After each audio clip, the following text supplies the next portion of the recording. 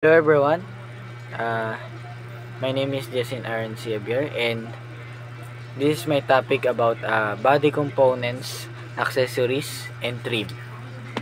Okay, let's start. And before we start, learning objectives. By the end of the lesson, presentation learners will be able to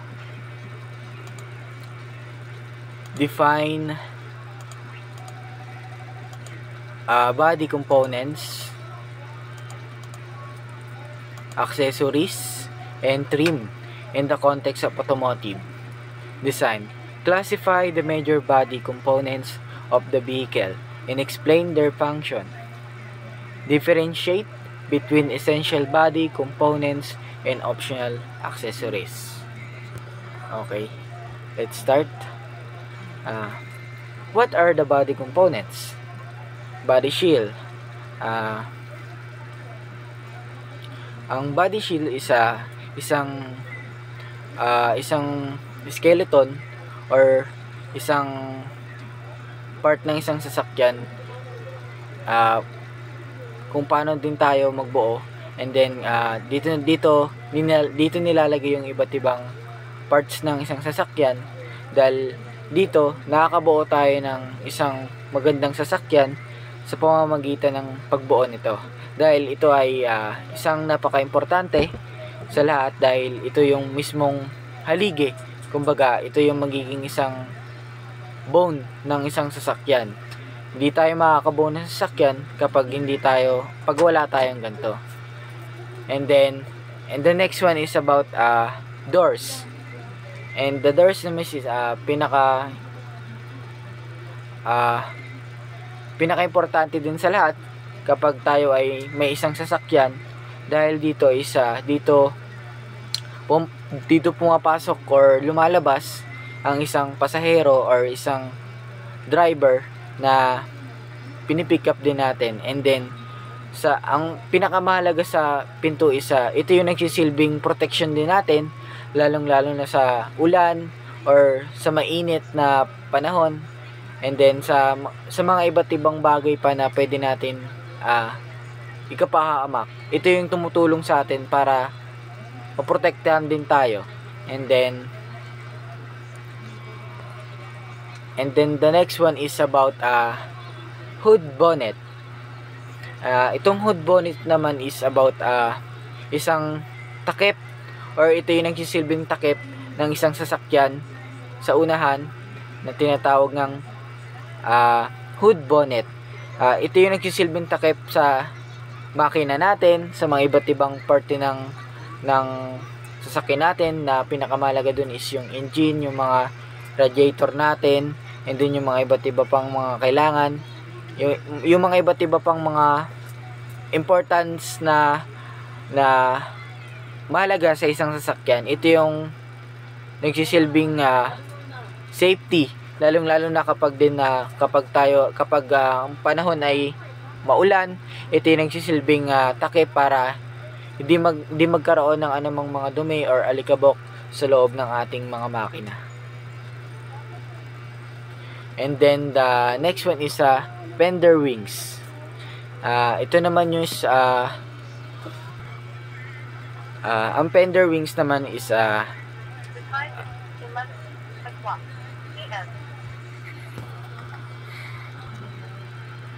ito yung tinatawag ding wings, ay bahagi ng sasakyan na nakapesto or sa ibabaw at palibot ng mga gulong natin sa isang sasakyan. And then karaniwan din itong nakikita sa harap or likod ng bahagi ng kotse. And then yung pinaka benefits na ito is nabibigyan din ng protection laban sa debris or humaharang sa mga putik or bato, tubig, at mga iba pang mga hazardous na pwede nating makuha kapag tayo ay bumabiyahe or nagta-travel sa ibang lugar. And then yung kaligtasan din, syempre pinipigilan din ito is yung ang paglipad or mga debris na maaring makasakit or sa ibang mga sasakyan or sa tao, lalo na kapag tayo ay dumadaan sa isang kalsada. And then yung aesthetic, syempre yung disenyo niya, isa nakaka-attract din sa ibang tao na maayos yung itsura. Syempre, maganda yung nakikita nilang view sa isang sasakyan, and then na-attract yung tao, kaya nagagaya rin nila ito. And then the next one is about what are the accessories automotive design, and this about mud guards, splash guards. Ito naman yung nagsisilbing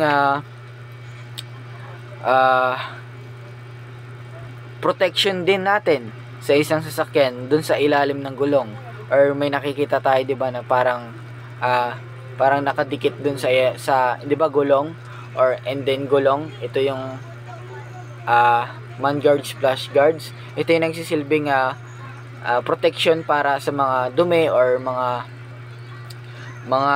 putik kapag din tayo ay nagta-travel, lalong-lalo na kapag mga madudulas yung kalsada, mga mapuputik yung mga lugar. Talagang ito yung nagiging protection din natin para mas lalong di magkaroon ng anumang problema yung isang gulong natin. And then makakapagbiyahe rin tayo ng maayos. And then nakakatulong din siya para rin sa kaligtasan din natin, syempre. Na ito yung nagsisilbi rin nating protection din. Yun nga, gaya nga ng sinabi ko, protection din ito laban sa disgrasya or anumang mga pwedeng mangyari din sa atin. And then the next one is fog lamps and LED bars. As you can see, gaya ng sinabi dito, na essential is for low speed driving in poor weather, providing a safe, glare-free view of the road. And then napaka-importante niya sa isang sasakyan dahil ito yung tumutulong para makita natin yung isang daan, or ito yung nagiging isang daan para mas makita natin talaga yung kasi alam naman natin kapag tayo bumabiyahe, nagkakaroon ng hamog, or minsan is umuulan. Ito yung nagsisilbing daan para maging malinaw or maging komportable yung isang biyahe natin. Tumutulong to sa isang driver kasi lalong-lalo na rin sa kadalasan din kasi na nagkakaroon ng disgrasya, lalo na kapag wala tayong mga gantong klaseng gamit sa isang sasakyan. Napaka-importante ito. Kadalasan din siyang kinakabit sa harap or sa likod ng sasakyan. And then napaka-importante niya kapag tayo ay nag-road trip, and then sa iba pang mga kailangan natin, lalong-lalo na kapag tayo ay nag-travel.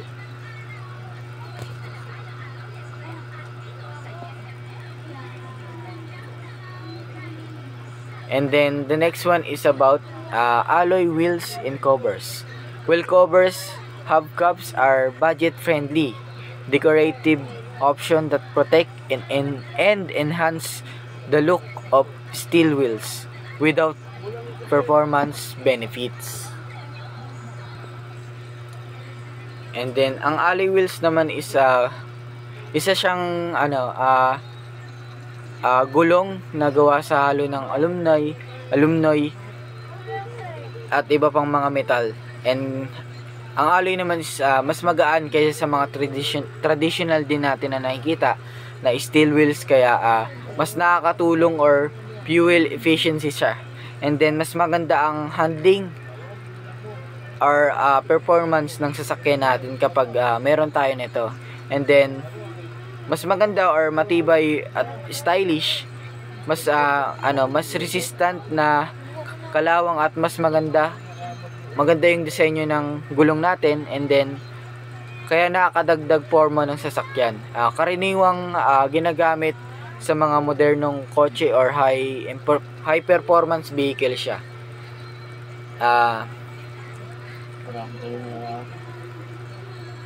And the next one is car covers. Ang car covers naman is ay isang protection din natin sa isang sasakyan or na tela or na materyales na dinidisenyo upang takpan ng buong sasakyan kapag ito ay nakaparada, lalo na kapag tayo nakaparking. And protection laban sa panahon din natin, lalo na sa panahon natin ngayon is tag-ulan na kailangan din natin protektahan ito, yung ating mga sasakyan laban sa ulan or init man or alikabok or hamog na nararanasan natin. And then iwas kalawang siya, and then at pagkakupas din ng natin ng tela, and then nakakatulong maiwasan ang pagkasira ng pintura ng isang sasakyan or pagbuo ng kalawang dahil sa moisture or sa sobrang init ng araw. Nakakatulong siya. And then protection din laban sa mga gasgas, lalo na 'di ba, kapag tayo ay nakaparking sa mga madaming tao, hindi natin maiwasan na marami talagang magkakaroon ng disgrasya, na hindi maiwasan na magkaroon ng gasgas or anumang mga sanhi ng pagkasira ng ating mga sasakyan. And then ito yung nagiging silbing protection natin laban sa kanila. And then bagamat hindi to lock or nakakatulong dahil hindi agad kita ang loob at anyo ng sasakyan. Anti-diff protection. And then the next one is about trim elevating aesthetic and interior trim. Interior trim is not just about decorating a car. It's about creating an immersive and functional experience for the driver and passengers. Ang interior trim naman is ito yung tumutukoy sa lahat ng palamuti or pantakip natin at finishing material sa isang sasakyan. Makikita natin ito sa loob ng sasakyan. Hindi ito kasama sa mga pangunahing mechanical or na bahagi. Ngunit nakatuon ito sa ganda or komportableng pakiramdam at estilo sa loob ng mga sasakyan natin. Nakakatulong to dahil mas nagiging fresh sa loob ng ating sasakyan kapag tayo ay malinis or maayos ang loob or labas ng ating sasakyan. Nakakatulong ito na maka-attract tayo ng mga pasahero, lalong-lalo na sa mga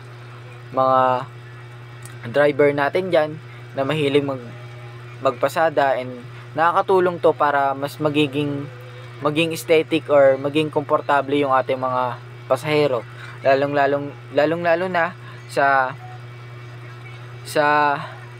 mga design na nilalagay natin sa loob. Talagang nakaka-attract to sa ibang mga pasahero natin, and then mas gaganahan sila or mas magiging maayos or magiging komportable sila sa kanilang mga biyahe. And then the next one is about exterior trim. Ang exterior trim naman katulad ng sinabi ko kanina na tumutukoy din ito sa mga palamuti or pandekorasyon sa isang sasakyan natin. Ito yung mga example ko dyan is about chrome strips na sa gilid ng katawan or bintana o pinto bilang dekorasyon. And then badges of emblems, mga logo or mga pangalan ng brand at mga modelo ng sasakyan. And then yung grill trim, palamuti sa harap or grill. And then yung window moldings, mga goma or metal na palibot sa mga palibot ng mga salamin.